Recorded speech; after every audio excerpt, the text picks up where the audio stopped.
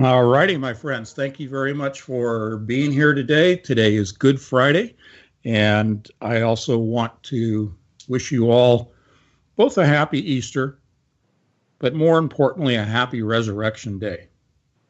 For we are here to celebrate the resurrection of our Lord and Savior, Jesus Christ. We keep that in mind because we're going down some dark rabbit holes today. I want to underscore that today is not my belief system, but their belief system. And part of my mission is to show you the dark side that is affecting everything in our lives, to expose the evil, even on Easter weekend, Ishtar. But this is about our Lord and Savior, right? Raising from the dead, the defeating of death, the real meaning and the real evidence of the resurrection of the dead.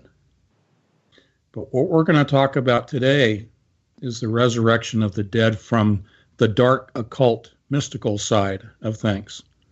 And today, Kev Baker, my good buddy, is going to engage in conversation throughout the show today. We had a great show a few days ago talking about, I don't even remember what. So what were we talking about last show, Kev? Bring it in. So you're putting me on the spot like that, Tony. No, we were you were connecting the ritual that's about to take place at Burning Man, which is going to occur after this egg-shaped eclipse goes over the US. And then also you were tying it in with CERN, DNA, and this whole resurrection of the dead, because the more I listen to you, Tony, and the more I do my own research and reading as well, I mean, even going back through the ages to that character, John Dee, that you keep on talking about, this is exactly what they were trying to do then. And even furthermore than that, this is something they've been trying to do forever. It really is, and we're going to go into what we've touched on before a little bit, called Enochian mathematics, or the language of Enoch. And there are two Enochs. We're talking about the Enoch that was communicating with angels, fallen angels, more specifically, not necessarily the Enoch who was resurrected to heaven, or caught up to heaven. We're also going to go into, and Kev, I'll let you add a little bit of backstory to this, but we are going to talk about Tesla and his statement about 369. So if you want to take his quote and read it for the audience, Kev, go right ahead. Are you there, Kev? Oh, muted up, Tony. Amateur mistake. Okay. But yeah, this is like I was sharing before the show. I mean, Nikola Tesla was somebody that I had no idea about probably over 10 years ago. And then when I started looking into all this alternative information and the stuff you don't get taught in school, this was one character who kept on jumping out at me. And, you know, if you're a geek like myself and Tony and you're into science and you start looking into this guy, just wow. And there's so many quotes to choose from out there, but the one that we're really going to concentrate on tonight, because Tony's he's had some massive revelations. And I think this is one of his most famous quotes anyway. And it goes like this: if you knew the magnificence of the 3, 6, and 9, you would have a key to the universe. Now that sounds very vague. What does that even mean? Well, Tony, you've been looking into that, haven't you? Yeah, and thank you. You've put together some beautiful graphics. I don't know if you'll be able to post those in chat, but we'll share them right now, my man. All righty.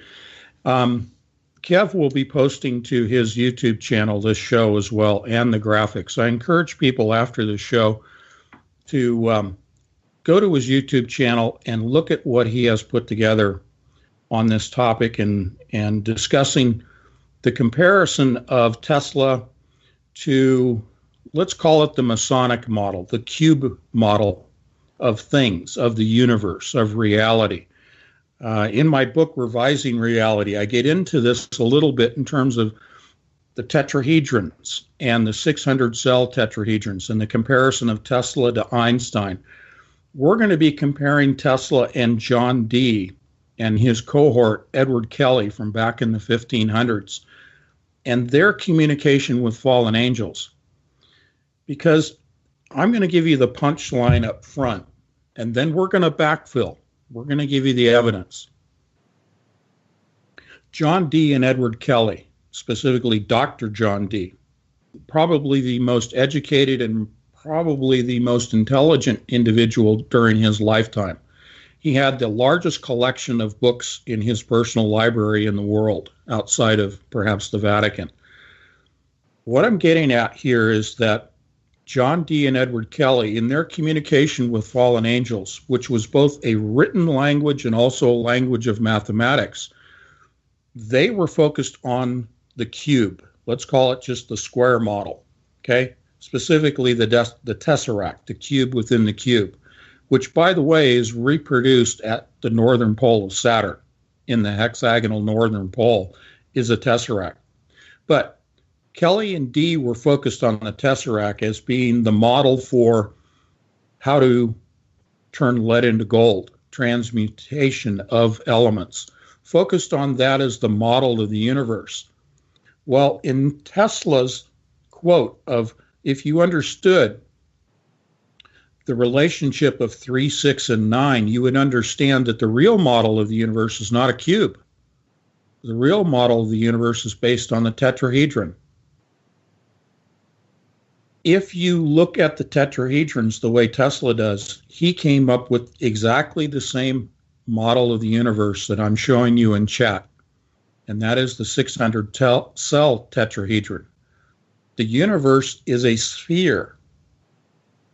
Okay, it's not just a circle like flat earthers want to say about Earth. It's a sphere composed of tetrahedrons. So we'll get into that very deeply here today, but where Tesla was in his thinking was quite a bit different than the thinking of John Dee.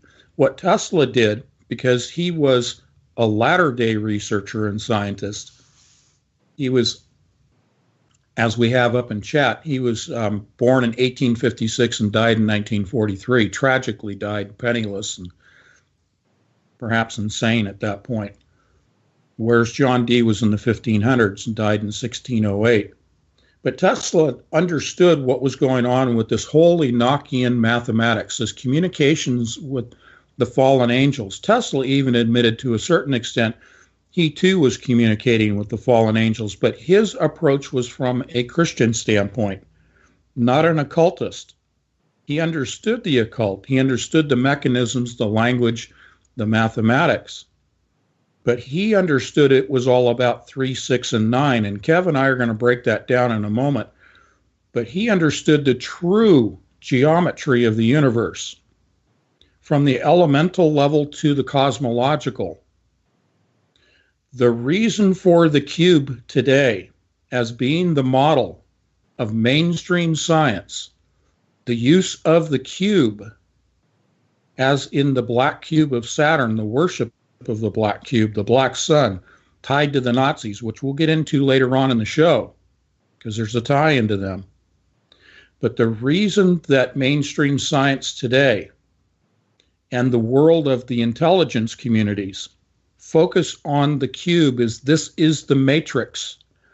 You've heard us talk about the sentient world simulation. This is the matrix, the box that they want us to live in.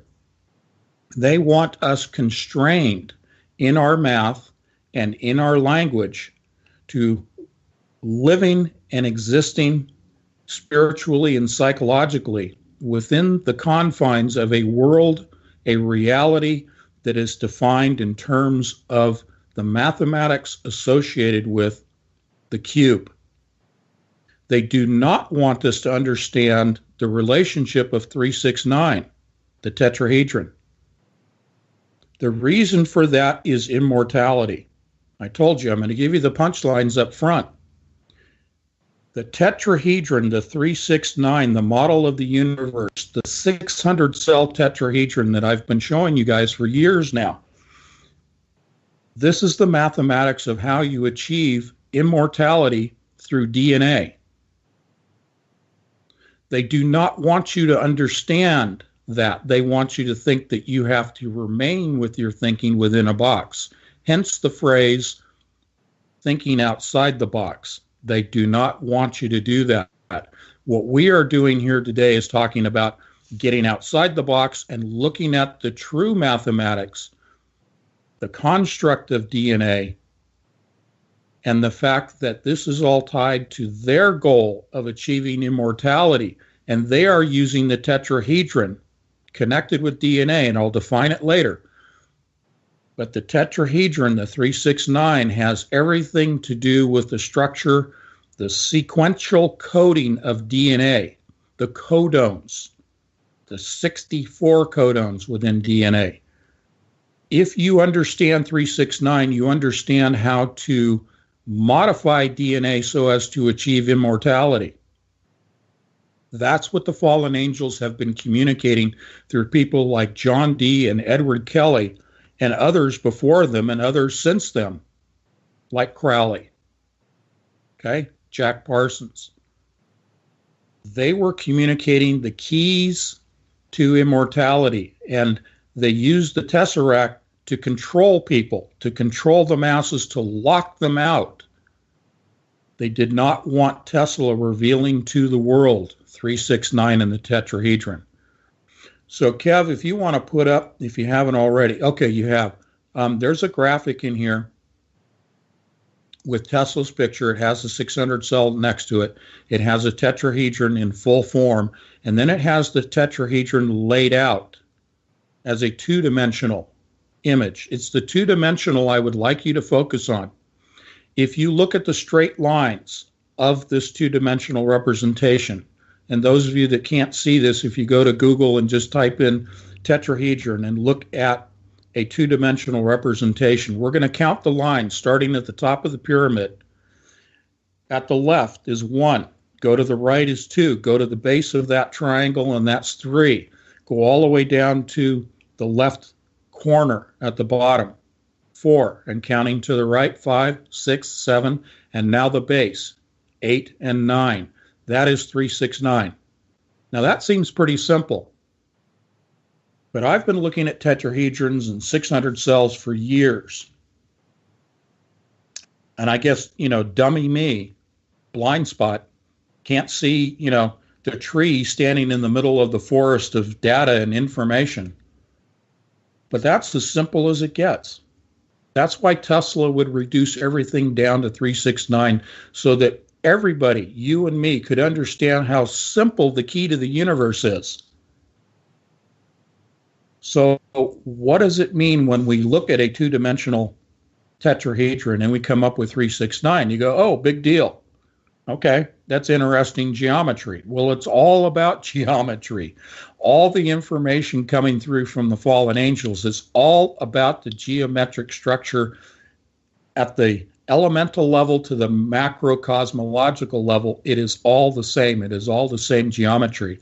And it begins with the single tetrahedron that Buckminster Fuller said that if the simplest form, the simplest geometric form that can enclose a volume is a tetrahedron. He was talking about Tesla's 369 tetrahedron. The singularity is a tetrahedron. If you begin to build your structures at an elemental level or a cosmological, you build it from the singularity. You build it one at a time, one upon another. So we're going to break this down a little bit further, but I want my buddy Kev to jump in with some of his thoughts, and then I'm going to give you some of the not complex mathematics, but further mathematical discussion of this. So Kev, go ahead. This is why I had to wait so long in my life to learn about Nikola Tesla, because they don't want people looking into this. And you hit the nail on the head, Tony, when you were talking about thinking outside the box. They absolutely hate the thought of anyone coming out of the box. And when you go to university and things like that, you learn how to repeat all the kind of stuff that keeps you in their box, never once thinking outside of it and looking for other explanations, i.e. the likes of Tesla out there. But Tony, even just listening to you there explaining about how Buckminster Fuller was really hot on these tetrahedrons, even if people just picture this in their minds, if you build a tetrahedron out of matchsticks, it's the fewest matchsticks you could use to actually enclose a space right enough. You could go for that cube, but again, he's wanting the very simplest form. And like Tony says, this universe, you start with the one, and from there, you build outwards. And Tony, you see this everywhere, even in nature, right?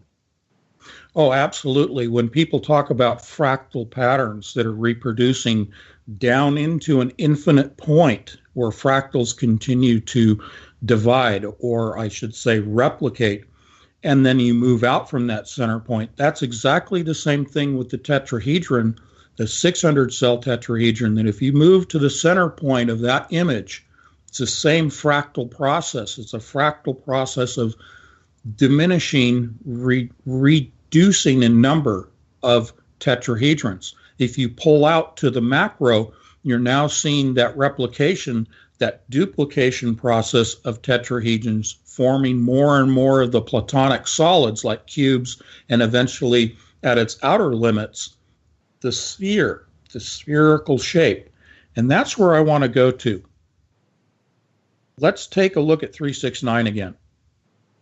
If you look at 3, it forms a triangle in 2 dimensions.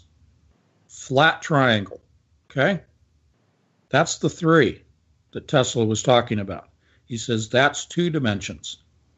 Now, if you go to 6, that forms the tetrahedron, and that is 3-dimensional.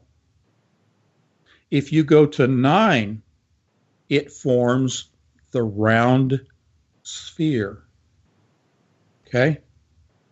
And that includes the 4th dimension, which is time. Time is contained within the 600 cell tetrahedron. Within the spherical model of the universe, time is represented as the 4th dimension. So 3 is 2-dimension, triangle. 6 is 3-dimension, tetrahedron. 9 is a sphere, which is 4th dimension. That's the whole universe. In terms of human understanding and human forms of measurement and empirical analysis and reproduction and testing. Okay? So as basic and simple as a tetrahedron in 369 may seem, it actually becomes quite complex, but it retains its simplicity as it begins to reproduce into a larger macro or cosmological scale. So let's look at this for just a second without getting too deep into the math, into the geometry, because we want to get into the mechanics of what was happening between Dee and Kelly with the angels, because that, I think, is a fascinating story also, because it's going to lead us into talking about gold, about Nazis, about Prague in Czechoslovakia, World War II, why? It's going to lead us into DNA. Okay, so all these things are interconnected all the way down through history, all the way back to the Egyptians and the Sumerians. But if you take just the 2-dimensional square, just a flat square, that's composed of 90-degree angles. And there are 4 of those. And if you multiply 4 times 90, you end up with 360. You end up with a circle in 2 dimensions, the flat Earth.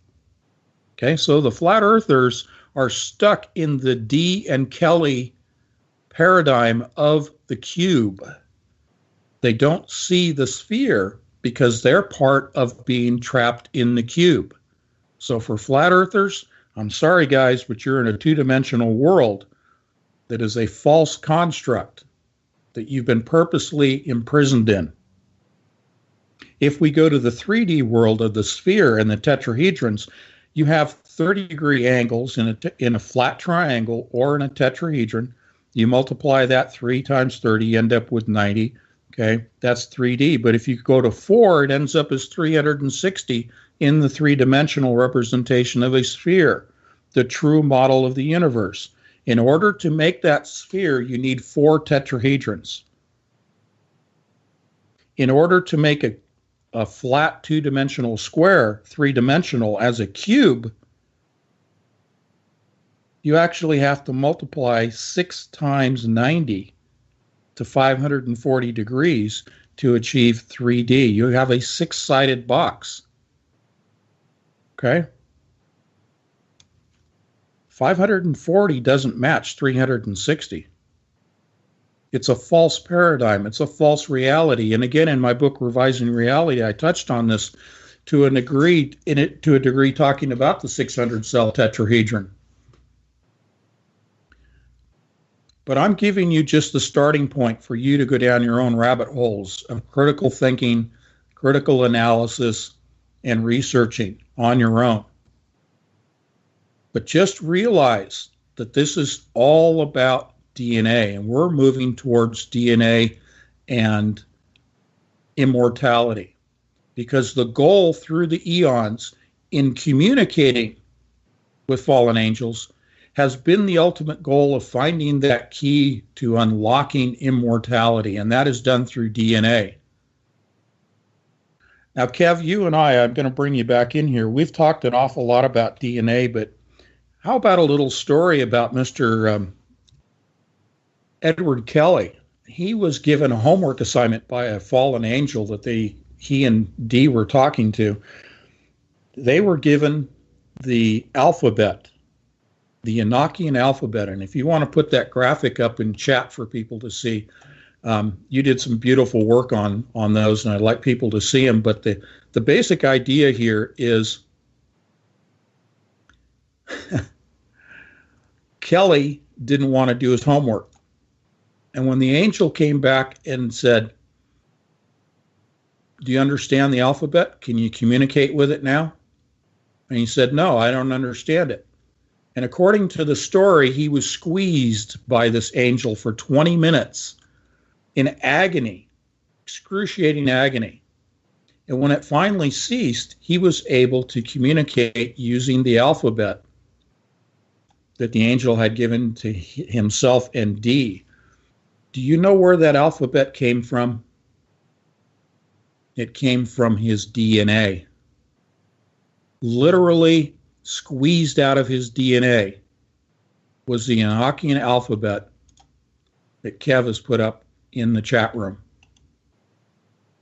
Now, I just ran across that just recently, and it's not only fascinating as a story, but you know what it does?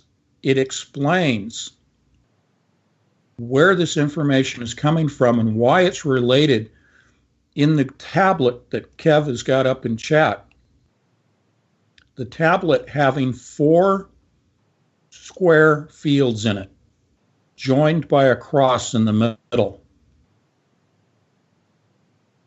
That has everything to do with the number of codons in DNA. There are 64 codons in DNA, and that DNA is sequenced. That DNA contains binary coding. This is why Kevin and I have talked about Dr. Stephen Venter and his whole sequencing of the human DNA process. Because the DNA has not only mathematical information, but it has an alphabet in it. And that's what was being squeezed out physically by this fallen angel with Kelly. And now he's not the only one who's ever been able to access an alphabet, a language, a literal language from the DNA. Others before and since Kelly have done this. We're about to go to break, but I'm going to tell you where we're going to transition into, and Kev's going to add to this conversation after the break. And that is, when you look at the Great Table containing the alphabet in 4 different fields joined by a cross in the middle, we are looking at a qubit.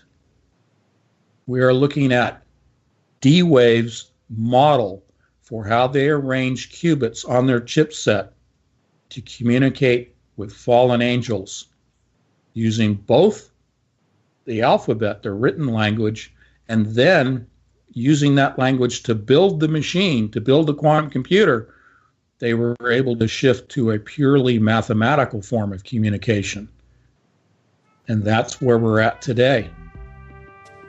Full-time, real-time communication using quantum computers. And we'll be right back. Tuned into the truth frequency. We are TFR. Truth frequency radio. It's cropping up again. Shut it off, Tony. Kill that thing. You know, you actually love the bumper music. We threatened to get rid of it one week, and I thought there was going to be a lynch mob outside the studio, man. Yeah, it's something to make fun of. It's all right. It's all right.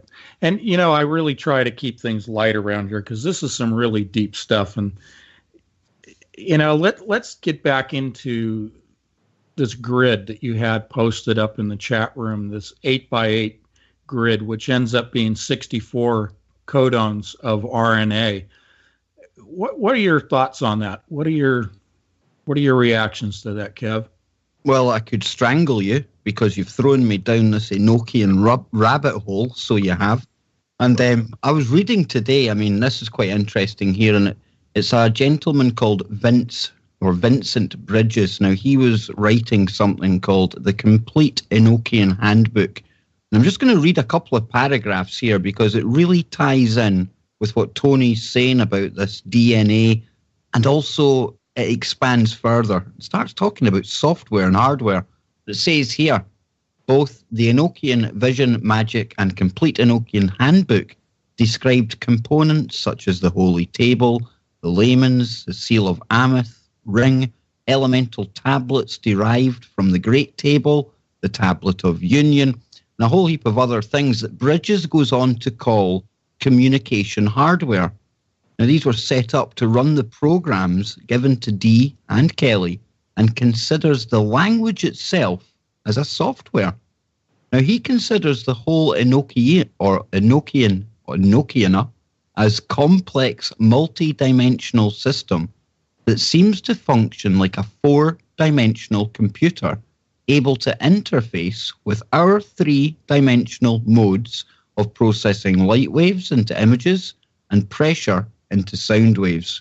This is where it gets really interesting, because it says here, when one understands that Dee and Kelly were trying to communicate with, quote, something that they called, quote, angels, which was beyond themselves, and were receiving from those somethings a system literally designed to lever our local reality by bringing in energies of the multiverse, then it makes sense to try and understand the whole system before using any part of it. Now, the language itself, in terms of letter organization, here it comes, seems to correspond to both the 64 hexagrams of the I Ching and the 64 codons of DNA. I nearly fell off my chair when I read that earlier, Tony, because I know all the stuff that you're talking about. I sent that to you, and it's just confirmation yet again that you're not off your head, man. You really are onto something here. Well, I'm definitely going to study this in more depth, and he is correct. I mean, imagine that, though, Tony. Here's John Dee and Ed Kelly back in the day, 1500s, receiving this language that was intended for fourth dimensions and computing and stuff like that. And there was us talking on the show the other night about how these demonic entities have always kind of targeted the brainiacs out there. And that's how we are where we are today with the likes of the D-Wave and everything else, right? That is true. If you would put up in chat room your graphic that's the composite that shows the progression from Cartesian down to the spherical mathematics with the Kabbalah tree, because we're going to get into that in just a moment. But there we go. Thank you. To kind of give you a bigger pullback, a bigger view of what Chris or Kev was just talking about and the quotes he was giving. It's important to understand that back in the 1500s, they didn't have the ability to build a computer. They just didn't have the physical hardware, nor any concept of building a computer as we would know a computer today.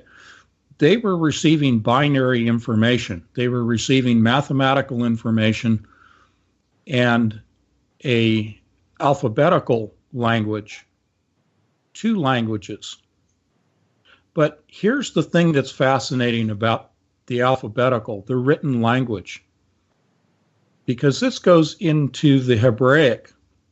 This goes into the mystic societies. This goes to the Hebrew, mystical and,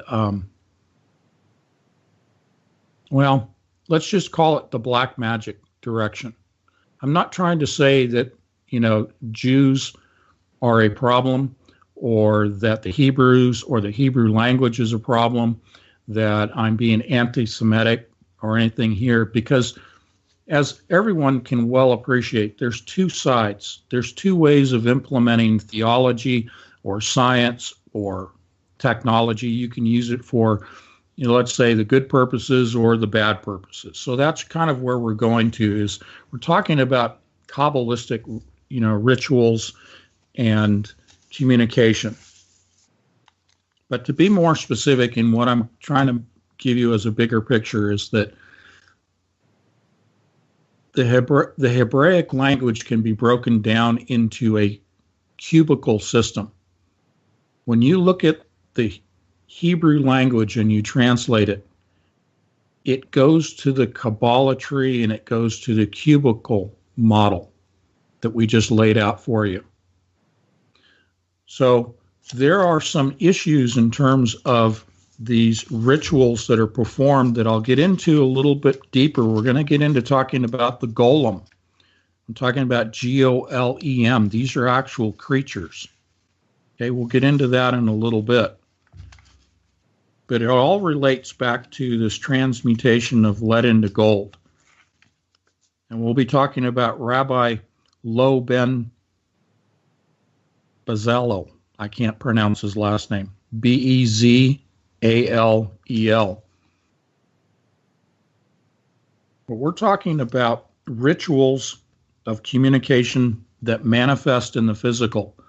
The alphabetical language, when spoken and when used in these Kabbalistic practices, manifest physically. The same thing happens with the mathematics of today. When I say that these manifest in the physical, I'm saying that they can manifest in terms of transmuting lead into gold, changing elements. But it goes to DNA as well, because the spoken language based on an alphabet, as well as the mathematical language of today, is all about DNA coding and the modification of that code, the manipulation of that coding. So as Kevin and I have talked about for a long time, this whole thing of sequencing DNA, reducing DNA down to its binary coding, we are talking about reducing it down to the cubical model, the box model of two strands of DNA and a binary code. The binary code of computers and of Kelly and Dee was a binary code of mathematical coding of zeros and ones, but a binary code of a spoken and written language from the angels, a binary alphabet that resulted in the Hebraic language of the cubical model. Again, the matrix. When we look at D-Wave, we are looking at the black cube enclosure of that computer. And that is because that is the model that they want people to see. What they do not want you to see is the fact that they have built a computer that is constructed as a sphere. My 600 cell tetrahedral model of the universe is what D-Wave has built as, let's call it, their ultimate configuration of a quantum computer. But they don't want people to know that. Now, I'm being kind of, jumping around a little bit here, but we're going to add more information as we go into the show. I'm giving you the highlights. If you look at the graphic that Kev put up called Cracking the Enochian Code, and next to it is the Kabbalah tree, the tree of life. If you look at those two, they appear to be two-dimensional. If you take the tree of life and you have 4 of those, you can create a spherical model of the universe and of DNA. That's that's one of the many applications of the tree of life. But it will actually form a sphere with one of those Kabbalah trees running right up through the center of the sphere, just like the spinal column. Just like the advertised and presented in public model of D-Wave's computer that's in the cube, it has a spinal column of qubits hanging within the cube. That's the only part they want you to see. They don't want you to know that if you take all of those Kabbalah trees and curve them and lay them out, they will form into a sphere with one tree going up through the center, just like the spinal column. Now, this is very mystical. This is very occult. This application of this Enochian information with high technology. So I'm going to go back just a little bit with D-Wave. D-Wave utilized the same process of communicating with the angels in the alphabetical sense to gain the information that they needed to then apply mathematics in their further communication. The building of these quantum computers that, by their own admissions, their own statements, they communicate with thousands upon thousands of parallel dimensions. This is a literal communication tool that Dee and Kelly had no concept of, obviously, in the 1500s. But you leap forward to today, and the same process of communication and getting the same information is now materialized in the form of this computer system. And all of this is tied to CERN, of course, with the opening of the abyss. So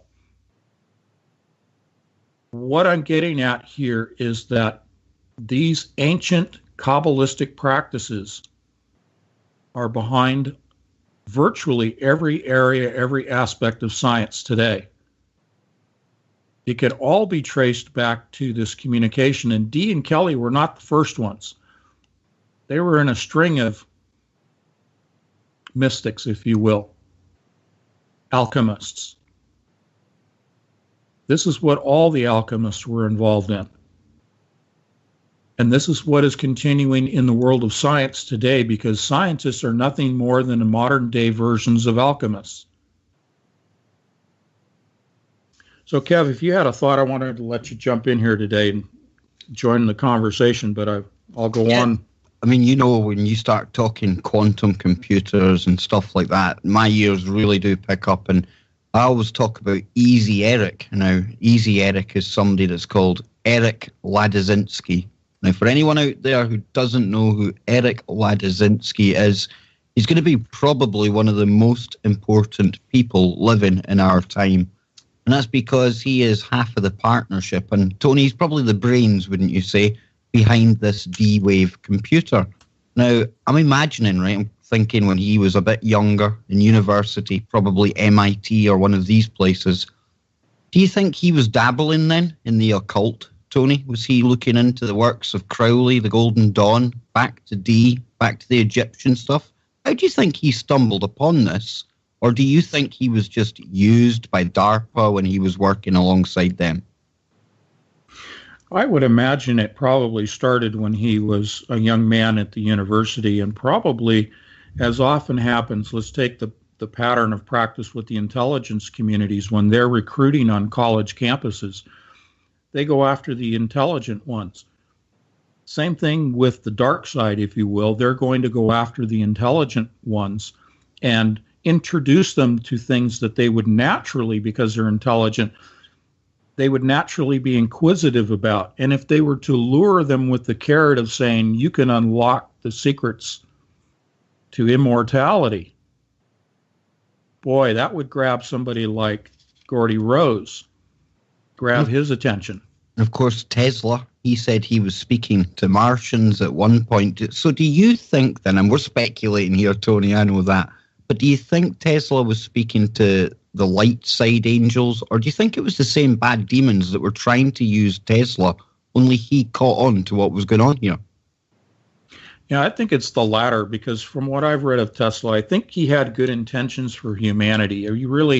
All of his, let's call them inventions, were for the purpose of improving man's lot in life. Yes, he had weapons, of course, but it's kind of like the discussion with Nobel. Nobel was trying to develop, dynamite to stop all wars. Well, we see where that went. Kind of the same thinking with Tesla was, if I could just develop the ultimate in weaponry and power generation, things like that, maybe we could do without war. Maybe we could, eliminate it. But unfortunately, it doesn't always go the way that we plan. And I think he had good intentions and was trying to get information for good reasons. But he did discover the origins of who these people were, these angels, these entities he was communicating with. And that's where I believe he shut it down. That's where I believe he turned away, because he did believe in God, did believe in Jesus Christ, did believe in, the salvation through the blood and the shedding of the blood, the sacrifice of Jesus Christ. So, it's kind of like you're walking this fine line where, he understands God as the creator, but he's also seeking information. And you have to be very careful when you access that information, who it is that you're talking with. We all know what happens when you eat from the tree, Tony. That's correct. That is exactly right, my friend. So, I'm not an advocate for tapping into these angels. I'm not an advocate for following the path of Tesla. I'm not an advocate of being, a practitioner of the Kabbalistic practices, the Jewish Kabbalistic practices. That probably gets me in trouble with, people in the Jewish community are saying, you're being anti-Semitic. No, I'm not. I'm just saying that there's a dark side to everything. And, you have to be very careful who you associate with, who you speak with, who you participate in events with. It's very tough. We talk an awful lot about the truth and discerning the truth on Truth Frequency Radio. It's difficult to know who you're talking to, and sometimes you're talking to people that have good intentions who don't even realize that perhaps they've fallen into a dark trap of deception or lies, or unaware that they're being influenced by the dark side. And that can happen even in the Christian community as well as the Jewish community. So I'm really cautioning people, and I'm saying, look, it's fascinating to look at Enochian math and language. But for me, what I have to do is pray about this before I dive into it, and pray for the proper discernment and protection, because the last thing that I want to do is to be in contact with fallen angels, nor to be influenced by them. And Tony, I went to Crowley's old gaff, as you know, and he was dabbling in this very kind of stuff. He was conducting a massive working at the time on the shores of Loch Ness, and these same entities that were giving this language to Dee and Kelly back in the day, they would have been there at Crowley's place as well. And, there's me just wading in there, taking Anne and my brother and everyone up to Boleskine House, not caring the world. Yet my mum, she knew better, Tony, because she would not go near that house. And it's the same kind of thing as you're talking about here. You know, it's all very well going and looking at the dark side and dabbling in it and things, but it's a whole lot more real and dangerous than any of us appreciate. And if I was to go back to Boleskine House right now, big if, I would be pouring holy water over myself. I'd be getting everyone out there to pray for me. I'm telling you, Tony, that place, you can feel the energy still there today. There's something about it, man. I'm sure, and I'm glad you're staying away from there, because certainly these places do have spirits. They do have energy there. They do have entities there, and it's easy because a lot of this stuff in mainstream entertainment, is put in the context of entertainment, but the entertainment industry is reflecting the real reality of what's going on, because you cannot separate the physical from the spiritual, and we wrestle against spiritual entities. We wrestle against the evil side. We wrestle against that energy that's at that site. So, this is nothing to dabble in, and that's not what I'm doing here. I'm trying to raise the alarm about where mainstream science and the world of technology with computers and DNA research, where they're getting their information and the mechanism by which they're getting this information. So when we talk about something as radical as a guy being grabbed by an angel and squeezed for 20 minutes to get the language, the alphabet, to be extruded, to be extracted from his DNA, that's quite a rabbit hole to go down, because the ramifications of that understanding that DNA has both a alphabet language and a mathematical language, a binary, as we talked about the 64 codons. This is remarkable. Now, Tesla talked about understanding frequency and vibration of the universe and of the elements. This is what he was talking about. He was talking about DNA. If you put on a different pair of glasses with a filter of DNA as a topic on, and you read through Tesla's work, you begin to understand that he was trying to achieve the same things that many of these guys were in terms of DNA modification. And this is where I'm going to leap to gold and the third strand of DNA and how this relates to 369 and the tetrahedron. Because when you're talking about modifying DNA, when we talk about somebody like the bloodline of Cain resulting in Osiris, who was both human and a deity, a god, if you will, and same thing with Nimrod. What we're talking about here is Nimrod changed his own DNA, and you've heard me say that many times. The specifics of that is that he added a third strand. This is 369. This is the tetrahedron. The tetrahedron is describing the three strands of DNA. This is what they were trying to build. When I talk about communicating with a language and with mathematics, well, okay, so you're communicating, you're talking, and you're sharing numbers, and you're building geometric models. The alphabet language was used by Dee and Kelly in a spoken and written language of the day to describe the complex geometric arrangements of elements all the way out to the orbits of the planets, according to Dee, as well as the arrangement in the cosmos of what was observed during those 1500s and before. They were trying to, with a written spoken language, describe geometric shapes throughout the universe, throughout nature, if you will. What they lacked was the mathematical capability to build those geometric models in a computer. Now, Dee was a mathematician, and he could describe things mathematically, but he did not have the advanced equations, the advanced algorithms. He did not have the advanced programming language. So the gentleman you quoted earlier, talking about software and hardware, what we're talking about here is in the 1500s, they could not build the hardware and software that resulted in a computer like we have today with D-Wave. The reason for the communication, the languages, the math, the geometry, the reason for the quantum computers today is not just communicating with parallel dimensions.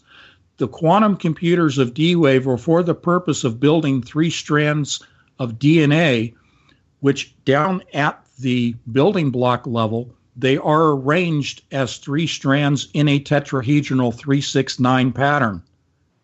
When you do that, you have the ability to achieve immortality, because immortality comes from building the DNA into a spherical arrangement that matches the model of the universe, which is comprised of the Kabbalah tree formed into a sphere using multiple Kabbalah trees.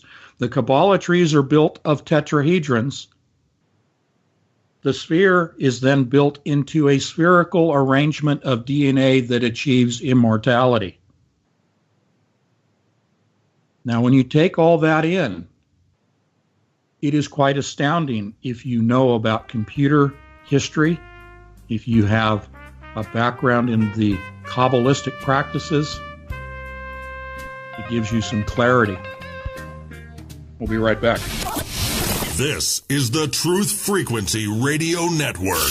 We are TFR. Truth Frequency Radio. Welcome back, everyone, to this week's Anthony Patch Show with me, your co-host, Kev Baker, and the main man is with me as well, Anthony Patch. Check him out at anthonypatch.com. Now then, you all know that I'm a lover of these TV shows out there, and I do it for you. So everyone out there, you don't have to get programmed. I sit and I persevere and I go through these TV shows. I know it's a hard life, right? But one of the shows that really brings a lot of what Tony and myself and others speak of together is called The 100. Now, in this show, basically, we're in the future. There's been a nuclear war. We've had people living above the planet on a space station. They come back down to Earth. Now, on Earth, there are a group of people there, and they're called the Grounders. Now, some of them are even called the black blood, they call it. Now, long story short, what they do in that show is it's right about the time we are now. People talking about neural laces and kind of integrating with AI. Now, in this show, there's a scientist called Becca. Now, she realizes that if you create an AI, you have to have it so that it interfaces with humanity, because that way, it's the only way it's ever going to be allowed or able to understand basic human feelings and desires. So, to integrate humans with this AI system, they take something called the prima fire, the flame. Now, the flame itself, you could basically say, Tony, this is like a cybernetic implant, and it's created by this scientist in the show. Now, it's a passive artificial intelligence that merges with an organic brain at the brain stem. Now, that sounds very much like the neural lace, right? So here we are, the chip in this 100 show to integrate us into their artificial matrix, so to speak, with a fake up city of light where there's no pain, everyone's singing Kumbaya, etc. They take something called prima fire, the flame, Tony. That's amazing. You know, it's almost exactly the same words that are used when we talk about the head of Osiris being contained in a jar that is surrounded in the DNA, the head, being protected by the sacred fire. It is also what is known as the powder of projection. This is all about gold. So what they're talking about in that movie is the use of gold for the manipulation and enhancement of DNA. And what I've talked about with the third strand of DNA being comprised of silica and then coated with a nano-thin coating of gold to achieve that third strand, that tetrahedral third strand. They're all talking about the same thing in the movies, And Kelly and Dee. Go ahead. Just to build on what you're saying there, I mean, you're absolutely spot on, because in this modern culture kind of representation of the real science, what they are facing right now is all the nuclear reactors. They've got a 100-year shelf life, as we all know. So because humans aren't about as much anymore, they're all starting to melt down. There's radiation building up. Now, these black bloods, the ones who have taken the chip, integrated, well, their DNA, it's able to repair in these high radiation levels. Go figure, eh? Tweaking the DNA, so self-replication, self-repair, all the kind of stuff that we talk about on here, Tony. Yeah, and in fact, there was an article, I don't think I sent it to you, but it came out this week in terms of DNA repairing itself due to exposure or after exposure to radiation. So this is out in the common literature right now. It really is. This is the kind of stuff as well that you'll hear Craig Venter talking about. He speaks at NASA, talks about how we could manipulate DNA so we could go on long space journeys.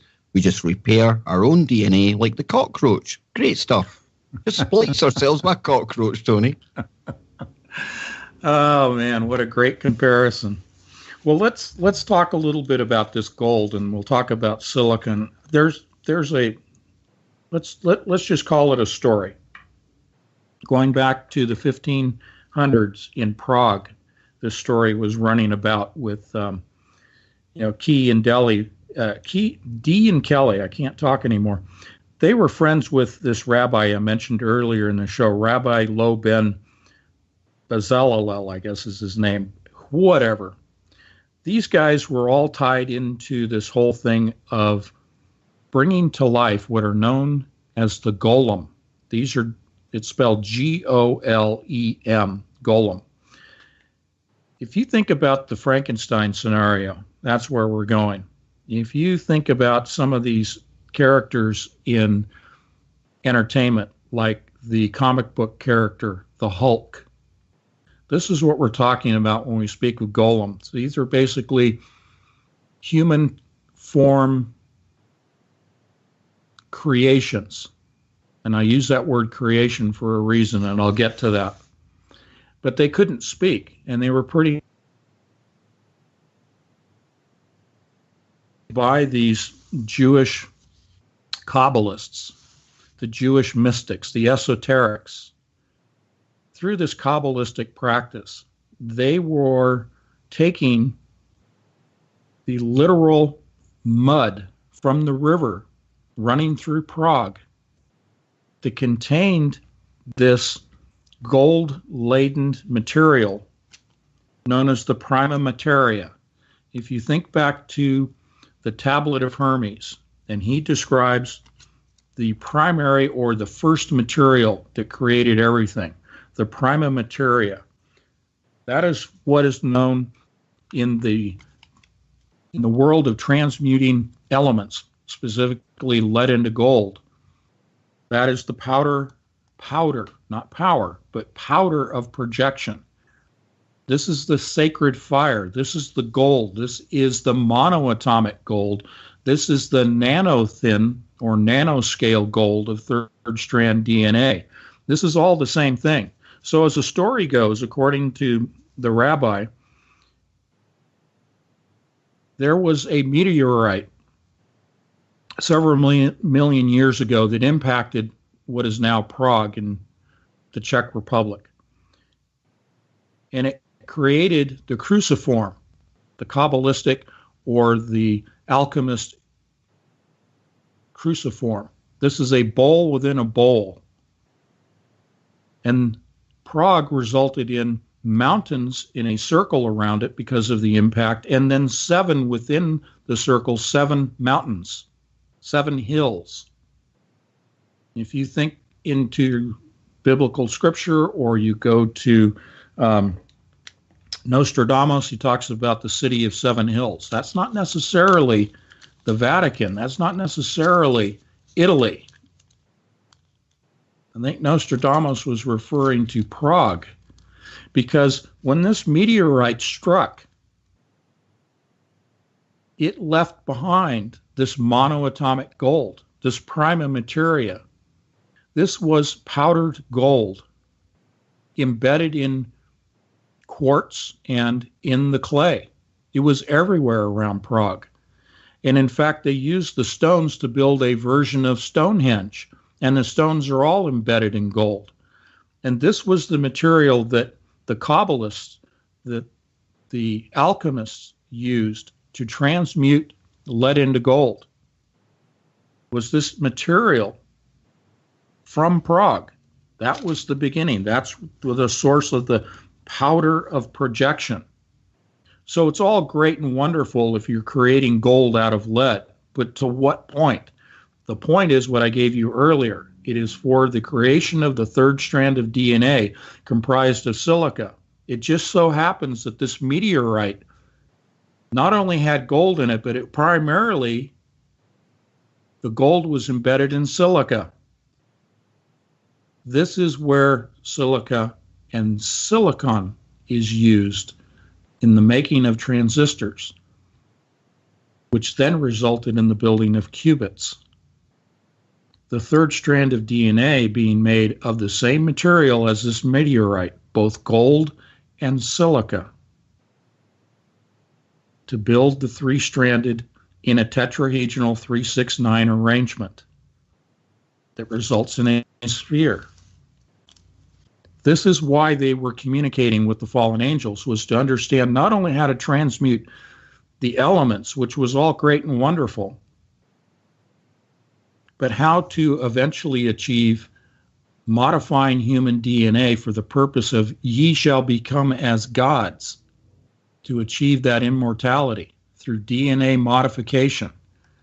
So I hope the audience appreciates that what Kev and I are doing here is reaching back into history and showing you the roots of what is going on today in biotech, in quantum computers, and in particle accelerators. And Tony, even biology. Yeah. I mean, we can go back into the 50s and people might think third strand of DNA, you guys are insane.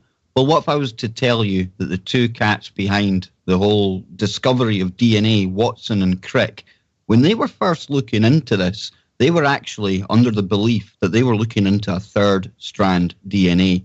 They worked, Tony, as if it was three strands. It was only then they ended up going down to trying to figure out whether it was two-stranded or not when they got the Nobel Prize. I wonder if they got the Nobel Prize for just keeping it down to two. You hit it right on the head, my friend. Just like what happened with the suppression of Tesla's work. We all revere Einstein. And in fact, in a few days on the Discovery Channel, they're going to have a whole series on Einstein. Everything's about promoting Einstein's model of the universe, which is based on gravity rather than electromagnetism, like Tesla. And where Einstein was bought off was to adhere and indoctrinate people into this binary way of looking at not only DNA, but binary system of communication of zeros and ones with computers. Imagine if we went to a trinary or quadnary form of computer programming. And that's something I want to give you guys a little insight on, is that in my first novel, Covert Catastrophe, I developed a computer language called quadnary. It's 0, 1, skip the 2, go to 3 and 4. Quadnary programming language that I developed in the storyline for the purpose of a computer virus which would infiltrate the quantum computer systems. Little did I know that about, a year later, I ran into the fact that there was not a quadnary, but a quaternary programming language used for 3G, 4G, and 5G Wi-Fi. 5G Wi-Fi is based on a 4-number, not a 2-number form of mathematics. 5G is the language and let's be more specific, the wavelength and frequency used to communicate real time with fallen angels. Now that sounds completely ridiculous, but when you understand the relationship of the binary and the quaternary, the 4-number system, and go back to the alphabetical arrangement of the Enochian spoken and written language. It is in a four-way representation. The tablet has 4 squares to it, containing the alphabet broken down into 4 quadrants.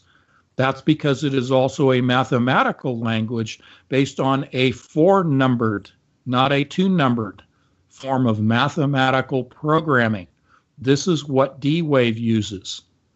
They use what is known as combinatorial optimization or combinatorial programming.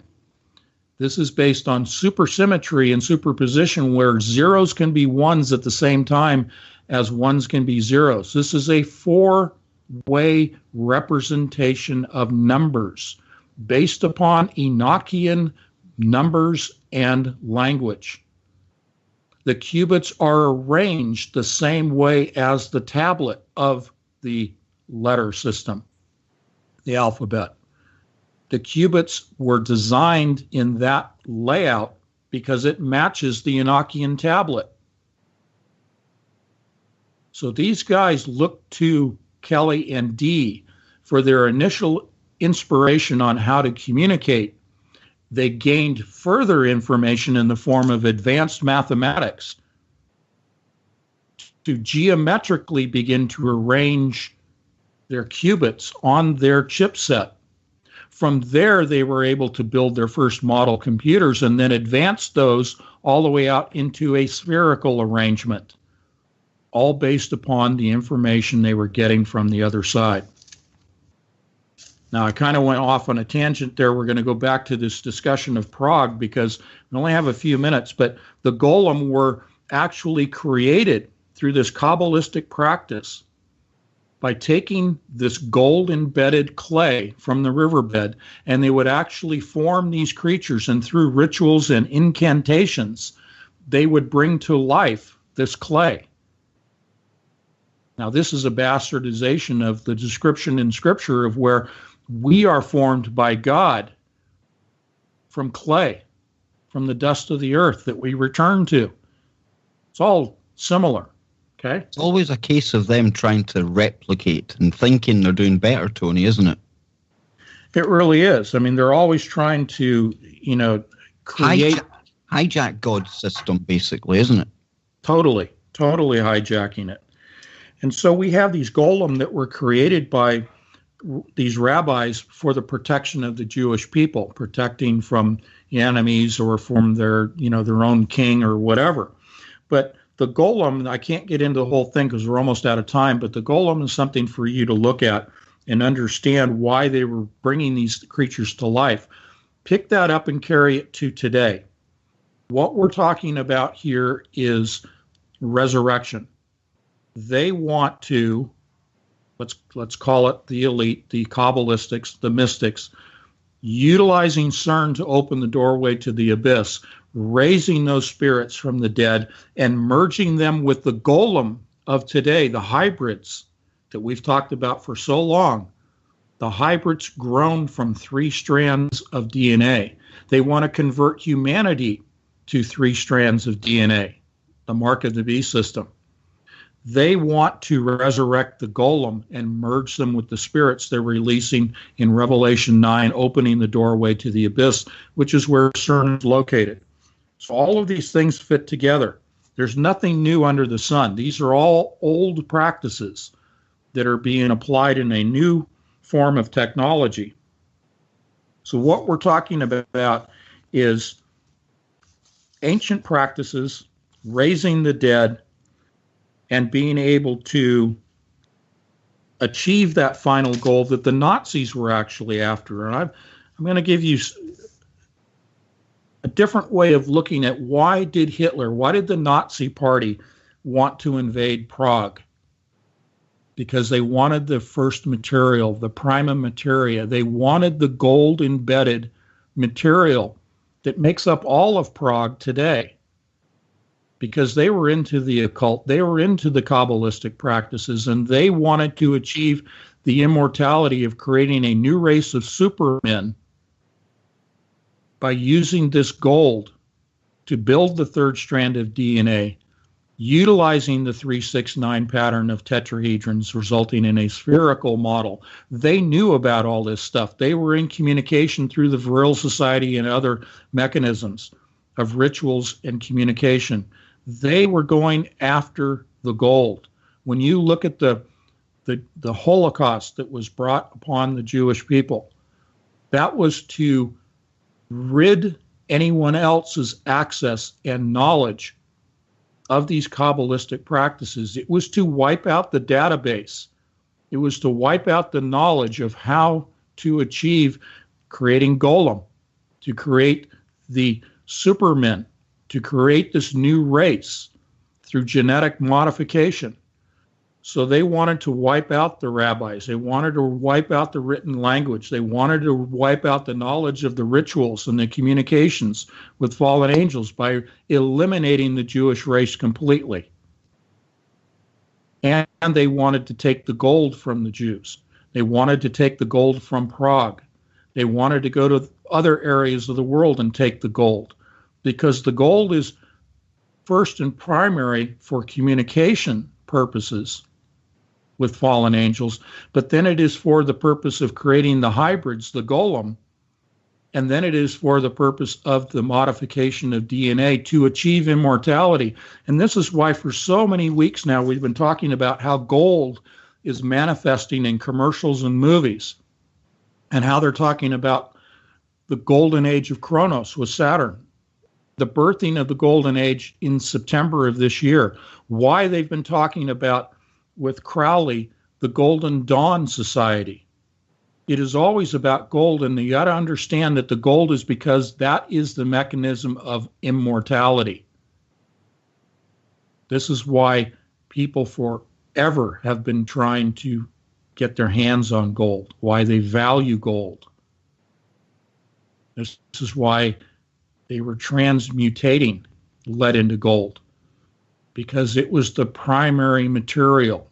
It was the source of life. Therefore, the battle over gold throughout society, throughout history. It's important to understand that this is real. This is what is really taking place in the world right now. The influence of the communication with fallen angels, as spoken of, as written and documented of, throughout not only the book of Enoch, but throughout the Bible, is real and tangible evidence of how our world has been changed, how our reality has been revived. Can't even talk. Our reality has been revised. And Kev, we got about 4 minutes. I want you to jump in here. I'm starting to lose my voice. No probs, man. You go wet your whistle, but I'll be the geek tonight. And just an example, right, that Tony and myself, we're not just making these kind of things up. And we go through all these kind of geeky scientific journals and the kind of stuff that ordinary people just wouldn't look at, okay? You just scroll off it. But back in 2010, I think this here, again, another indication that this is the kind of thing that scientists are looking into, because they have a headline here, and it comes from nature.com. It's a scientific paper about the electrically induced bonding of DNA, wait for this, to gold. That's right, folks. They have been practicing combining DNA and gold as far back as 2010. And it says here they've been measuring the interactions between the DNA and the electrode. They were investigated and found that double-stranded DNA chemisorbs to the gold electrode exclusively. Now, Tony, the reason I bring that up is the fact that you talk about third strands of DNA, gold being used in amongst that, or DNA coated in it. And here we are, scientists actually talking about the fact that, yeah, they're working on that right now. Yeah, and, just because I'm reading their papers doesn't necessarily mean that I'm buying into everything they say, because they can put out disinformation as much as anybody else. But when you begin to cross-check and cross-correlate research, which you have to do in a basic scientific process, you have to cross-check and confirm. That's why you have peer-reviewed. So if I'm just reading their journals and then saying, hey, this is what they're doing, or I'm believing everything they're saying, no, it's done with discernment and it's done with a critical eye. But after a while, you begin to see enough proof coming from multiple sources and directions to realize that what you're seeing is valid research. And even if they're making up results or they're making up hypotheses and then coming to hypothetical conclusions or falsified conclusions, it still speaks to what their goal is. You can still use bad evidence to project and extrapolate and see what is their endpoint agenda. And perhaps they're using disinformation like they do with movies to pre-program people to get accustomed to accepting their endpoint agenda as a good thing. So it sounds great to achieve immortality. It sounds great to be plugged into the matrix and have all the new latest technology literally plugged into your brain, and to have all the knowledge of the world imparted and downloaded into your brain through a neural net in a sentient world simulation. Oh yeah, they'll sell it to you like it's a good thing. But it all comes down to destruction of your free will and ultimately the destruction of your soul. It's all about control. Always think about control and destruction as being the endpoint that is behind all these things that we're talking about. And I'm not being hysterical here. I'm telling you that I look at their papers, but I discern and I pray about them and I look at it critically and cross-check things. And then it's easy to see, yes, I see their endpoint. So I'm going to give you one last thing to research on your own. This is the Book of Formation, the Book of Creation. This is from Jewish esotericism. And this is the Sefer, and I'm going to spell this for you, S-E-F-E-R. And the second word is Y-E-T-Z-I-R-A-H. You'll find it fascinating. It wraps up everything we've been talking about today. And Kev, thank you so much for getting me through a non-interrupted, beautiful broadcast. This is Truth Frequency Radio. The wicked ones obviously under heavy Masonic influence. And we are back. Contrary to what it sounded like before the break, I'm Kev Baker, and we are on the Anthony Patch Show right here on Truth Frequency Radio. And you know, as happens sometimes when you're having so much fun giving out all of this heavy, hard information, time just flies. And you know, we work quantumly, myself and Mr. Patch, and where we go, there is no time. So we do have another half an hour left, Tony, but you know, it happens to the best of us, man. And I don't feel so bad now when I forget that my show's running out or I make one of my mistakes. We're all human, right? I guess so. Sometimes I think I'm a hybrid. Oh, don't say that. There'll be Photoshops and there'll be rumors on Facebook, the rest of it, man. You know people will think that's true now. Hey, you should go dig up that picture of Einstein you created of me. I look like a chimera. That's the best picture I've done yet. I'll get that one. And I'll also post a picture in the chat that's going to be relevant to what we're going to go into now. And this basically contains images of everything we're talking about, Tony, right? Yeah, that's a great way to wrap it up. And I'm so thankful for you and your artistic talent with Photoshop, because you just, snap these things together in no time today. And it just blows me away. But what we're talking about here is a top to bottom progression. And on the left side, for the audience that's not in chat, we have a tesseract, a cube within a cube. And then just below that, we have what's called the seal of God. And this is a two-dimensional representation of what I show at the bottom below that of the 600-cell tetrahedron. The seal of God is a filter. It was a way in which when Kelly and Dee were communicating with the angels, that the information that came through was deemed to be the truth. And they would actually lay this on a table, and then they would, on the four legs of the table, put identical seals underneath each of the legs so as to isolate the table. And then as they did their rituals, their communication, this seal of God supposedly would filter out any stray signals. Now, this is a process that D-Wave reproduced. D-Wave, their black cube, is a shield. The qubits that are hanging like a spinal column within this black cube, and it's a refrigerated environment that's colder than outer space, let's call it. The shielding blocks all electromagnetic interference from the outside world from getting to these super cold, superconducting qubits. Exactly the same process that the seal of God did for Kelly and Dee with the table, so that, quote, the truth would come through. Now, in the world of computers, that is called coherence and decoherence. Coherence means that you have solutions. You have good, bona fide data coming through. It's not corrupted. Decoherence is when the data is corrupted and there are errors, and you build software that is a self-correcting software that identifies a moment of decoherence and then attacks it and corrects it. This is all a process born out from the seal of God process. Now at the bottom I have the 600 cell tetrahedron below the seal of God, just the way that Kev put the D-Wave computer at the bottom of the timeline. Working on the right side here, we have the Enochian alphabet, and below that, resulting in the pattern of the qubits of D-Wave, the qubits within a golden armature. That armature is gold for the same reasons that we talked about a few minutes ago, and then resulting in the black cube. Again, the cube is for public consumption.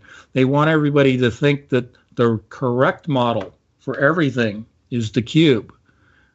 Well, we could add a connection between the right-hand corner of this graphic of the cube all the way to the left to the 600 cell tetrahedron and connect that, because that is the actual model, the actual configuration of their quantum computer.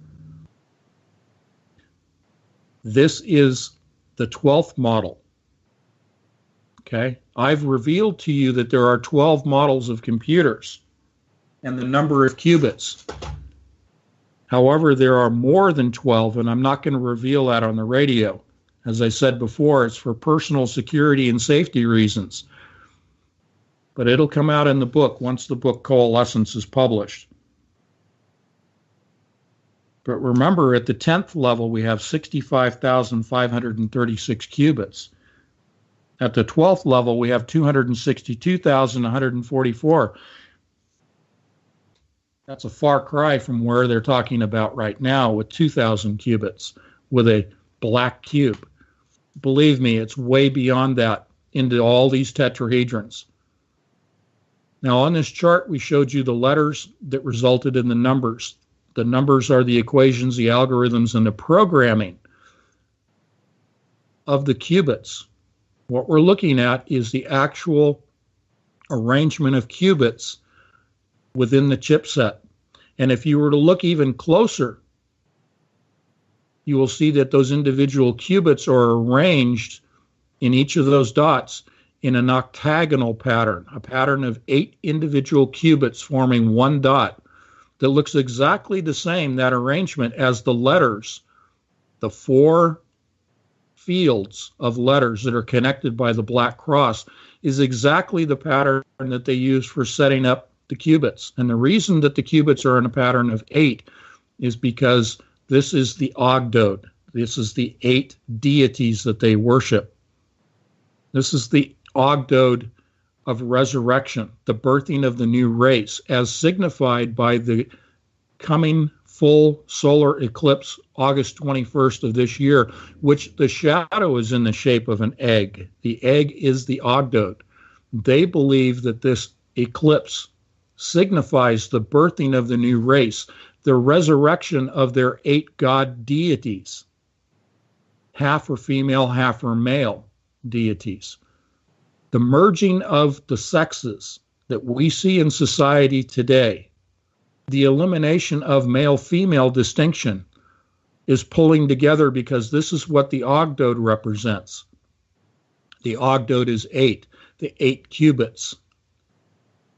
You go to CERN and you look at a cross-section of the detectors at CERN, and they are all octagonal in shape.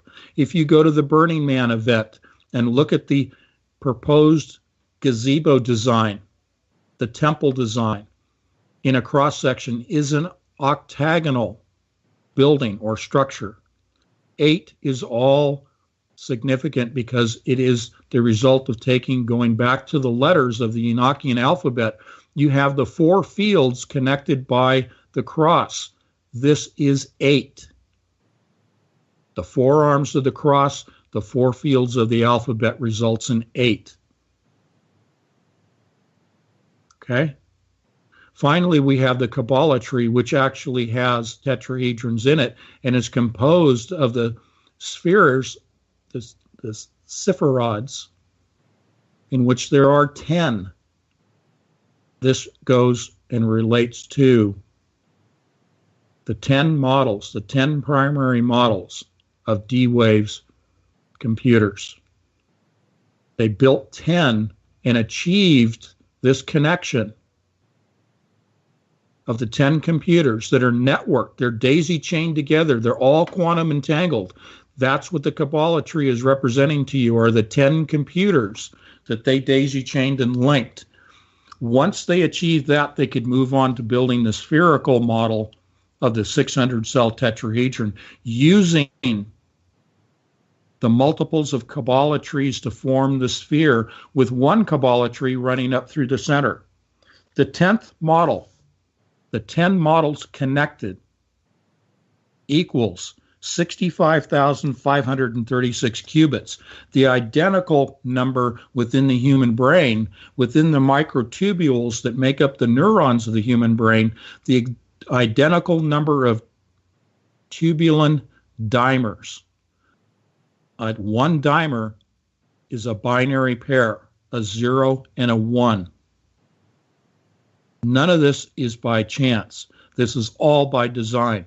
They're following the patterns that have been set forth by the fallen angels as to how to arrange the elements, the building blocks of the universe, how to transmute elements at the quantum level, utilizing the rituals of the spoken language and the mathematics, all resulting in the geometric arrangement of the elements of their quantum particles.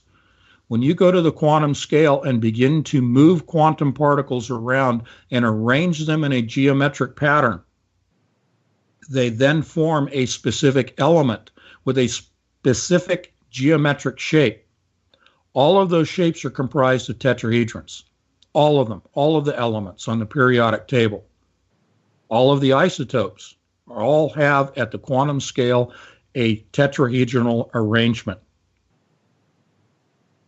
So when they're talking about using a language and a mathematics to describe in writing and to describe in mathematical equations geometric shapes, they're talking about the arrangement of quantum particles. This is why CERN is involved in smashing particles together in order to break down to the basic level of the geometric patterns in which quantum particles are arranged. They are discovering the singularity, the moment of the Big Bang in their parlance, not mine. They are trying to discover the original geometric arrangements of quantum particles. They do that because it is a confirmation of the information that they're getting from the fallen angels. The fallen angels are showing them how to realize the geometry, the geometric arrangement.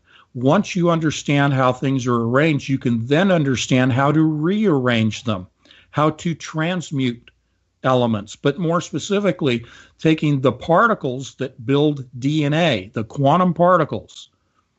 This goes beyond the sequencing of the human genome. This goes beyond the nucleotides, the building blocks. This goes to the actual quantum particles and rearranging those particles so that you can achieve immortality by building that DNA from scratch. Because if you know the geometry, then you know how to build. This is what the Masonic organization is all about building. This is why they revered the square, because it was all about building the Tesseract to deceive humanity. All the while, the Masonic order knew all about the 600-cell tetrahedron because they knew all about tetrahedrons in 369. So what CERN is doing with particle colliders is to build new DNA. The detectors at CERN, arranged as octagons on a cross-section, what they are doing is they are measuring the trajectory, the spin, and the energies, the frequencies of quantum particles to discover the geometric arrangement of them. The whole purpose at CERN is to resurrect ancient DNA, and they can do that with the geometric arrangements of quantum particles. In a quantum computer, they can design, just like Kevin and I talk about sequencing DNA and building DNA from scratch. If you know the binary sequence, the binary code, the digitized DNA, if you know that, then you can build your own DNA. That's what Dr. Ventnor and all these other guys are all about. All of that is being done with the detectors as MRI machines, and if you want to call them 3D printers, it's more sophisticated than that. We're talking about solid holograms. The holograms are produced from the geometry that they are getting from the fallen angels, that they are discovering and confirming with the collisions of the particles. They are looking at the geometry and utilizing what I euphemistically call as solid holograms. They are building from the quantum level the geometric arrangement of third strand of DNA for the new race of beings. All you have to do is connect the dots from history all the way on up into the modern day application of it. D-Wave, you look at the name D-Wave and you look at John D. Okay? There's a physics application to D-Wave. It has to do with an actual waveform, a shape of a waveform of quantum particles. But I think you can also make a case for saying that they're being funny with us by using D-Wave, because they were all about John Dee and Edward Kelly and people before them. And Kelly and Dee were reaching back to the practices from Egypt, because this is what Egypt was all about. This was all about applying methodologies for communicating with fallen angels. Now, it begs the question as a tangent, why are the pyramids of Egypt formed of a square base and not a triangular base, as in the case of a tetrahedron? Because they did not want their constituents, their followers, their lay people, their sheep to know the secrets that the secret practitioners, the leadership, their scientists of the day, their priesthood, and their pharaohs knew all about the tetrahedron. That's why Tesla reached back into Egyptian accounts for his inspiration for modern day application. Same reason D-Wave reaches back into Egypt, and why you see on the theological level the Vatican turning everybody back to the Exodus, back to Egypt. Everything's pointing back to the practices of Egypt. That's what all of this Kabbalistic ritual is about. This is what D is all about. This is what D-Wave is all about. It's about Egypt being applied to today.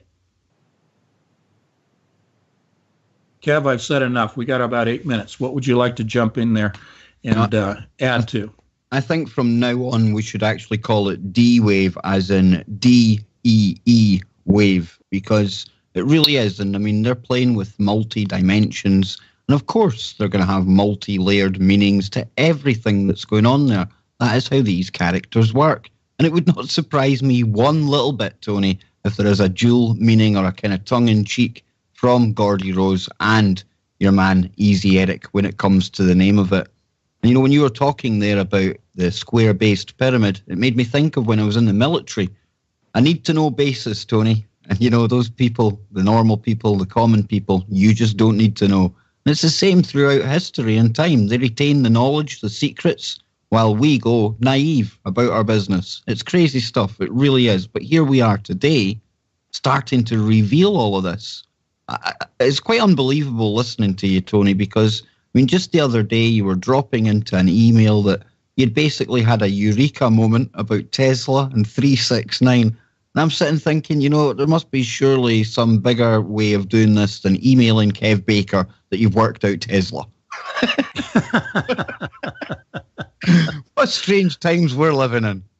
We are, but you know, I commend you because you do have the intellect and understanding and insights to understand what I'm talking about. And we have private conversations about things that we never talk about on the radio, that we don't go public with. But the point is, you do get it, and you have the benefit of talking to so many other guests on your weekly shows, on your daily shows, I should say, every week, that you're then able to put into context what it is that I'm talking about. You understand it. You grasp it. You see all of the connections that I do. And it's remarkable because I don't have to say very much to you, and you'll fire back an email and say, oh, yeah, I got it. And so-and-so was talking about it, or like you did today, you had this book you were referring to. So it's a great relationship that you and I have because we're able to bounce these ideas off each other and have a common understanding, a common basis of research.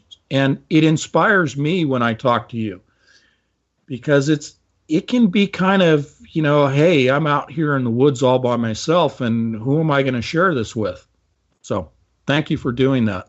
Oh, no, I love all this, and it just brings out my inner geek. It really does. And I mean, you've reignited my fire and my passion for physics and stuff like that, so I can only thank you. And, you know, I've been thinking now as the show was going on, the years that we've kind of done shows together, Tony, think where we started and the kind of information you were into then. And if somebody had told you back then that this is where it would all lead to, I think you probably would have laughed at them. But, you know, I think we've had to go down this path. We've had to go down all these rabbit holes because the 369 Eureka moment, it wouldn't have made any sense to you if you'd had that right at the very start without going through all of this process first. So that begs the question, all the listeners should be thinking about this as well. Just how far are we going to go down this rabbit hole? How much of this information is still to be uncovered? And just what we can do with that ourselves, Tony, as a kind of means of fighting back against this agenda that's unfolding right now. Yeah, you know, it's always like, okay, big deal. You give me all this information. What do I do with it in my practical everyday life? You know, I got to get up every morning and go to work and, you know, got to do this, got to do that. Well, it all comes down to focusing on where they're taking us. We are because we have very little power or control over the bigger agenda of where, let's just say, evil wants to take mankind. What we can do individually is to learn about these things that I'm bringing to you as sort of bullet points and do your own research, cross-check, you know, corroborate if you can what I'm saying, or, you know, disprove what I'm saying. That's fine. I'm just trying to encourage people to open their eyes and explore on their own these different topics that you and I share between us, so they can have their own understanding, come to their own realizations. But the bottom line for me as a Christian, as a witness for Jesus Christ, is that I'm showing people that evil is afoot. Here are the facts and figures. Here's the physical, tangible evidence of evil at work in the world, and take that opportunity to accept Jesus Christ as your Savior. So I don't want to put words in your mouth, Kev. I'm just saying, speaking from myself, that's why I do what I do. So I'll let you jump in there. We got about 3.5 minutes. Well, Tony, you know personally that recent experiences have brought me a lot closer to Jesus and God. Absolutely. So I'm playing catch up, really, but I do get it because for years I've been covering the fact, and I always tell people, it doesn't matter if you believe in the Bible or not, you have to appreciate that this dark cabal, they're into the dark side. How naive of me then that I wasn't so open to the light side of it all. But I'm here now, and it's up to anyone out there. I don't tell people what to do, but just look at what is going on in the world right now. And we're run by a bunch of dark, psychopathic, Satanists, Luciferians, whatever you want to call it. Now, if coming closer to God and accepting Jesus is the way to combat that, well, probably a good idea. But it might not be for you, and that's cool. We all are individual, and I wouldn't tell anybody to do anything they're not happy with. Do what your heart feels right.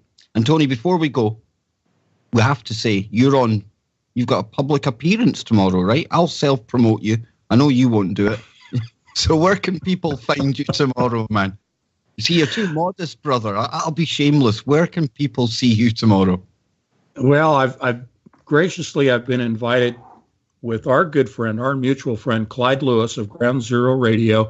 Clyde will be hosting the third Ground Zero University that we've done, and I'll be speaking tomorrow by Skype, live stream Skype, Pacific time from 5 until 6:15. I only have, a little over an hour to talk about what we've talked about today in 2 hours. And so I'll be giving even more bullet points. But yeah, tomorrow through KXL Radio or Ground Zero Radio on the internet, you can see the connection there to buy live stream tickets. I can't appear personally because logistically it just can't happen. It's going to be in Portland, Oregon in the Skype studio with Clyde Lewis. And you don't want to go there personally anyway, Tony, because we all know what happened last time with the men in black there. So I can only imagine what's going to happen with your Skype tomorrow. But look at that, a 2-hour show, no interruptions. I hope this is a sign of things to come, Tony. Yeah, I do too. It's really been a pleasure to keep a train of thought here and to speak with you. And I hope the audience has some information that they can go chase down and some tidbits. I recommend you listen to the show again and take some notes as to the topics we just hit the surface of. I mean, 2 hours, we could do a whole day talking about this stuff. Absolutely. And don't encourage me. You might give me ideas, but this is fantastic, Tony. Thank you so much. And remember, ladies and gentlemen, it doesn't end here. I'm going to be on Freaky Friday right after the break. And then 3 hours later, you've got Chris and Cherie Geo taking you beyond the veil. And then Brent Thomas, he's going to pull you through a paranormal portal. All to come right here on Freaky Friday. Tony, always a pleasure, sir. All righty, my friends. Thank you very much for being here today. Today is Good Friday. And I also want to wish you all both a happy Easter, but more importantly, a happy Resurrection Day. For we are here to celebrate the resurrection of our Lord and Savior, Jesus Christ. We keep that in mind because we're going down some dark rabbit holes today. I want to underscore that today is not my belief system, but their belief system. And part of my mission is to show you the dark side that is affecting everything in our lives, to expose the evil, even on Easter weekend, Ishtar. But this is about our Lord and Savior, right? Raising from the dead, the defeating of death, the real meaning and the real evidence of the resurrection of the dead. But what we're going to talk about today is the resurrection of the dead from the dark, occult, mystical side of things. And today, Kev Baker, my good buddy, is going to engage in conversation throughout the show today. We had a great show a few days ago talking about, I don't even remember what. So what were we talking about last show, Kev? Bring it in. So you're putting me on the spot like that, Tony. No, we were you were connecting the ritual that's about to take place at Burning Man, which is going to occur after this egg-shaped eclipse goes over the US. And then also you were tying it in with CERN, DNA, and this whole resurrection of the dead, because the more I listen to you, Tony, and the more I do my own research and reading as well, I mean, even going back through the ages to that character John Dee that you keep on talking about, this is exactly what they were trying to do then. And even furthermore than that, this is something they've been trying to do forever. It really is, and we're going to go into what we've touched on before a little bit, called Enochian mathematics, or the language of Enoch. And there are two Enochs. We're talking about the Enoch that was communicating with angels, fallen angels, more specifically, not necessarily the Enoch who was resurrected to heaven, or caught up to heaven. We're also going to go into, and Kev, I'll let you add a little bit of backstory to this, but we are going to talk about Tesla and his statement about 369. So if you want to take his quote and read it for the audience, Kev, go right ahead. Are you there, Kev? Oh, muted up, Tony. Amateur mistake. Okay. But yeah, this is like I was sharing before the show. I mean, Nikola Tesla was somebody that I had no idea about probably over 10 years ago. And then when I started looking into all this alternative information and the stuff you don't get taught in school, this was one character who kept on jumping out at me. And, you know, if you're a geek like myself and Tony and you're into science and you start looking into this guy, just wow. And there's so many quotes to choose from out there, but the one that we're really going to concentrate on tonight, because Tony's he's had some massive revelations. And I think this is one of his most famous quotes anyway.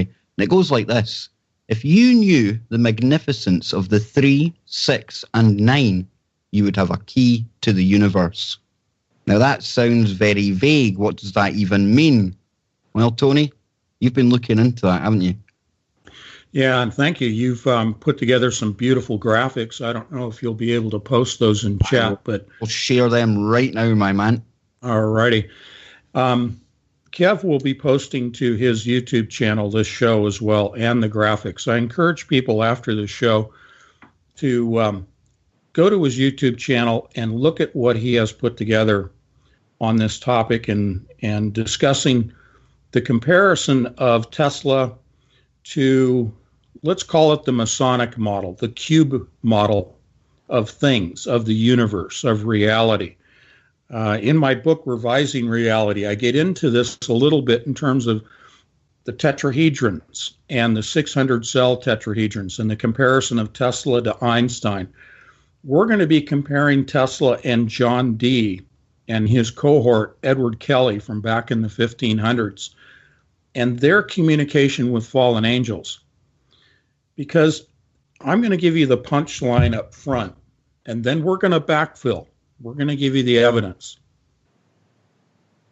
John Dee and Edward Kelly, specifically Dr. John Dee, probably the most educated and probably the most intelligent individual during his lifetime.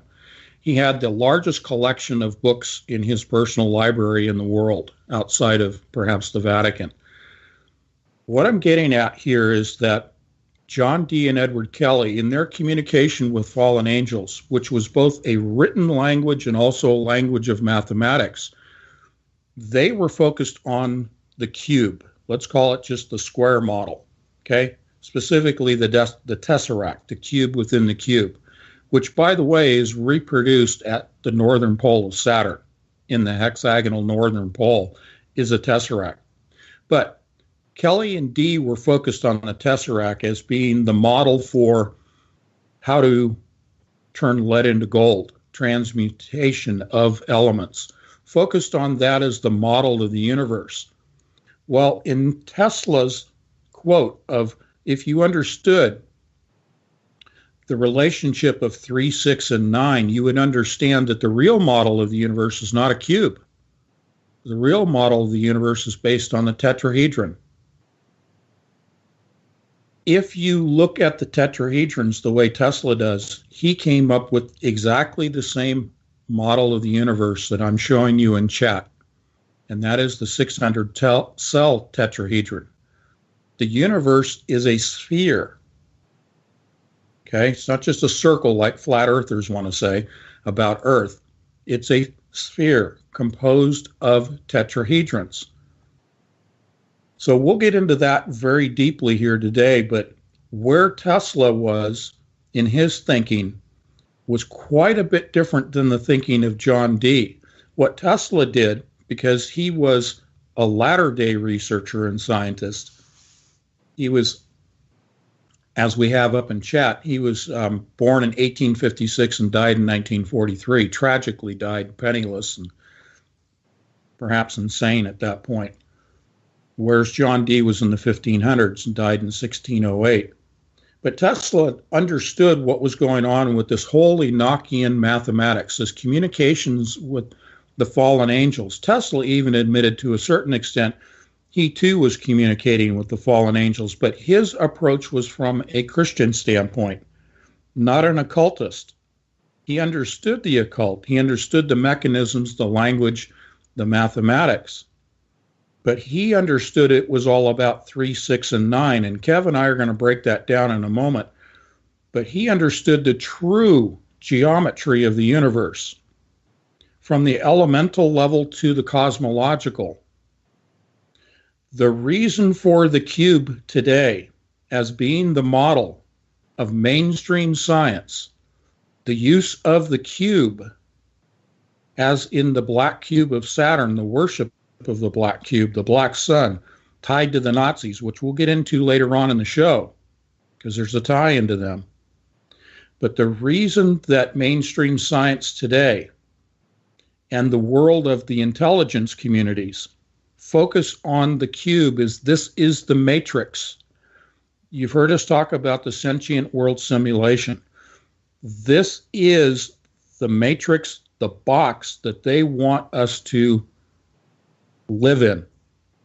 They want us constrained in our math and in our language to living and existing spiritually and psychologically within the confines of a world, a reality that is defined in terms of the mathematics associated with the cube. They do not want us to understand the relationship of 369, the tetrahedron. The reason for that is immortality. I told you, I'm going to give you the punchlines up front. The tetrahedron, the 369, the model of the universe, the 600 cell tetrahedron that I've been showing you guys for years now.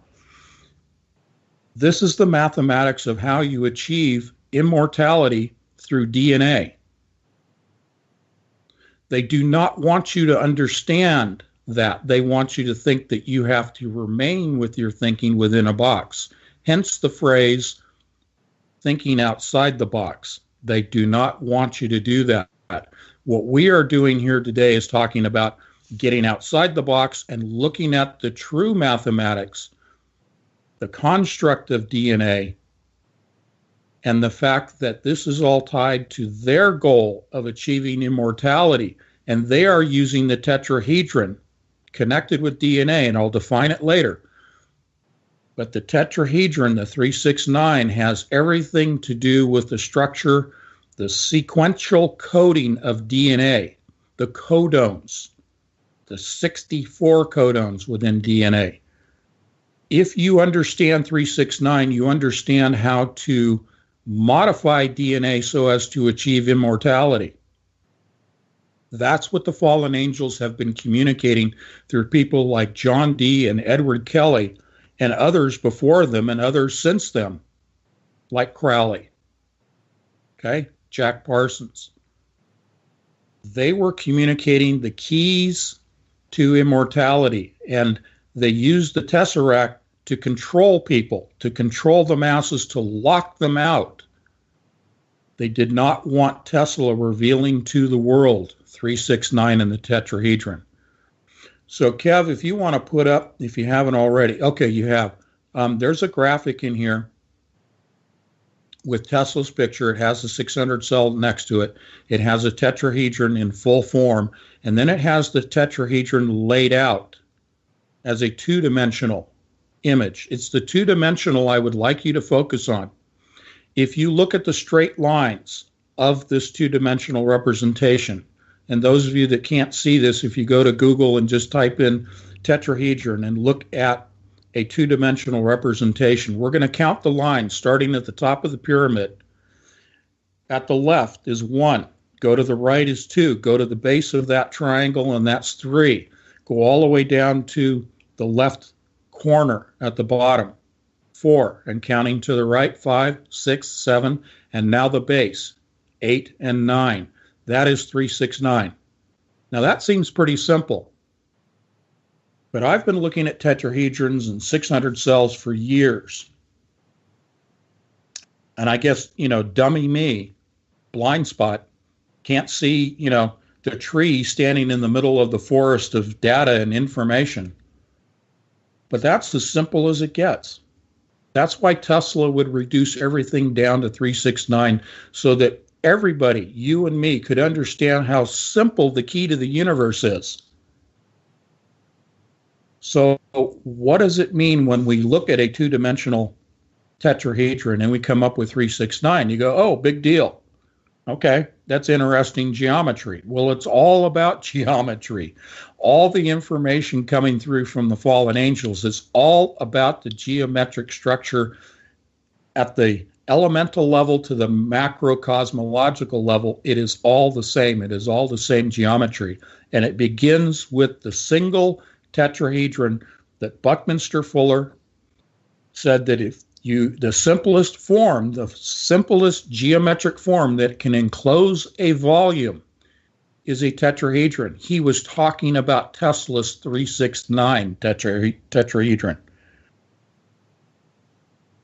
The singularity is a tetrahedron.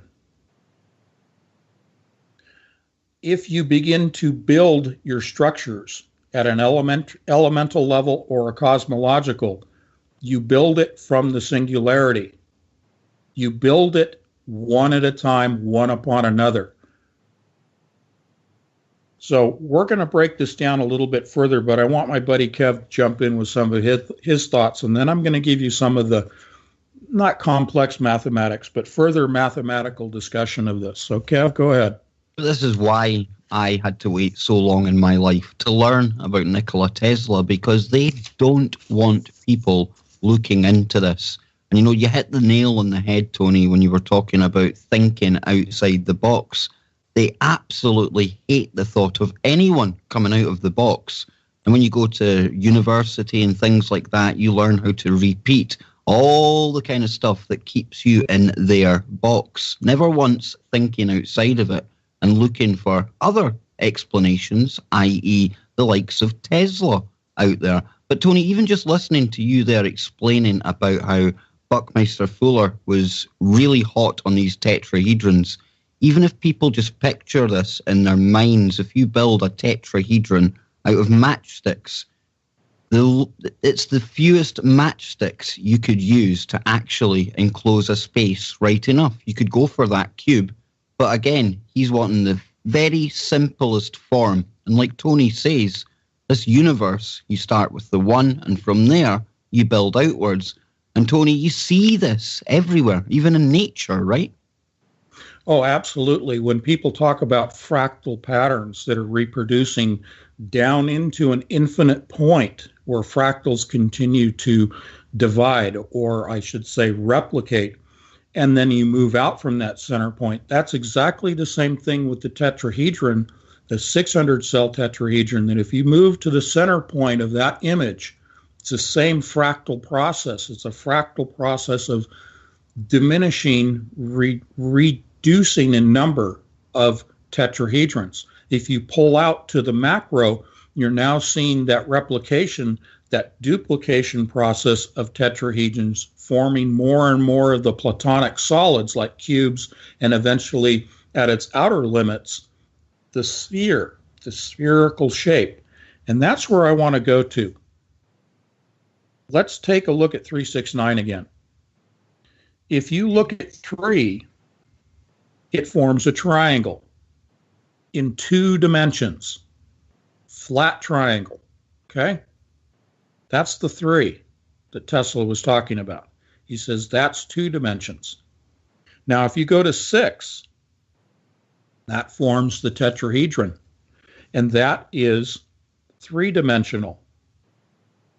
If you go to 9, it forms the round sphere, okay? And that includes the 4th dimension, which is time. Time is contained within the 600-cell tetrahedron. Within the spherical model of the universe, time is represented as the